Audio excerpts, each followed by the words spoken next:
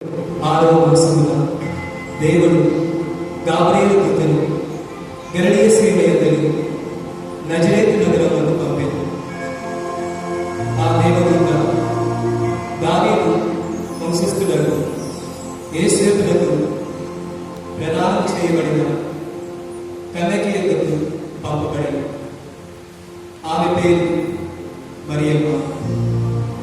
దేవదూత లోపలికి వచ్చి ఆమెకు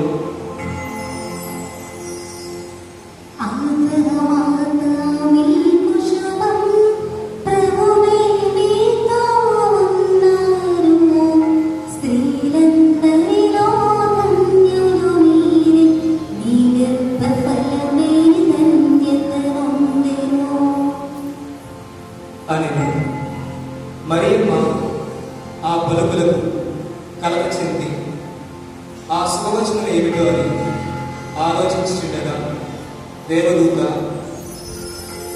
మరియమ్మ, భయపడకుము, నీవు దేవుని అనుగ్రహమును పొంది ఉన్నావు. ఇదిగో, నీవు గర్భము ధరించి కుమారుని కనెదవు. ఆ శిశువునకు యేసు అని పేరు పెట్టము. ఆయన మహానీయుడై మహోన్నతుని కుమారుడని పిలువబడెను. ప్రభువగు దేవుడు తండ్రి అయిన దావీదు సింహాసనమును ఆయనకు ఇచ్చును. ఆయన సర్వదా యాకోబు వంశీయులను పరిపాలించును. ఆయన రాజ్యమునకు అంతమే ఉండదు అని అంతటా మరియమ్మ, నేను పురుషుని ఎరుగను కదా, ఇది ఎట్లా జరుగును అని దూతను ప్రశ్నించేది. అందుకు ఆ దూత ఇట్లనేది, పవిత్రాత్మ నీపై వేంచేయను. సర్వోన్నతుని శక్తి నిన్ను ఆవరించును. అందుచేత ఆ పవిత్ర శిశువు దేవుని కుమారుడు అని పిలువబడను. నీ చుట్టముకు ఎలిజబెత్తమ్మను చూడము. ఆమెకు వయసు మలినది కదా. గొడ్రాలైన ఆమె గర్భము ధరించి ఇది 6వ మాసము. ఏదైనా దేవునికి అసాధ్యమైనది ఏదేనూ లేదు. అంతటా మరియమ్మ, ఇదిగో, నేను ప్రభు దాసురాలను, నీ మాట చొప్పున నాకు జరుగును గాక అని అంతటా ఆ దూత వెళ్ళిపోయింది. ఆ దినములలో మరియమ్మ యూదా సీమలో పర్వత ప్రాంతమున గల ఒక పట్టణమునకు త్వరితముగా ప్రయాణమైపోయింది.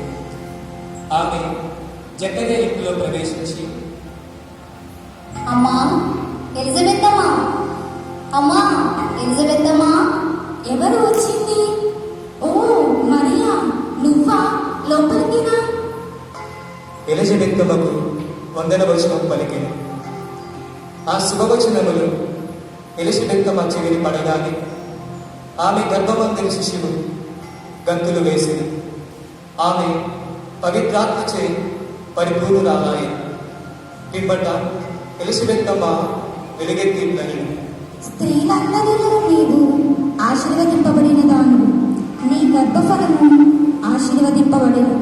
నా ప్రభు తల్లి నా యొద్దకు వచ్చడం నాకు ఎలా ప్రాప్తించెను? నీ వందన వచనములు నా చెవిని సోకగానే నా గర్భమందుడి శిశువు ఆనందంచే గంతులు వేసెను. ప్రభు పలికిన వాక్కులు నెరవేరునని విశ్వసించిన నీవెంత ధన్యురాలు.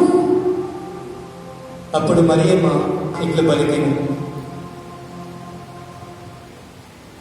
నా హృదయం నిన్నే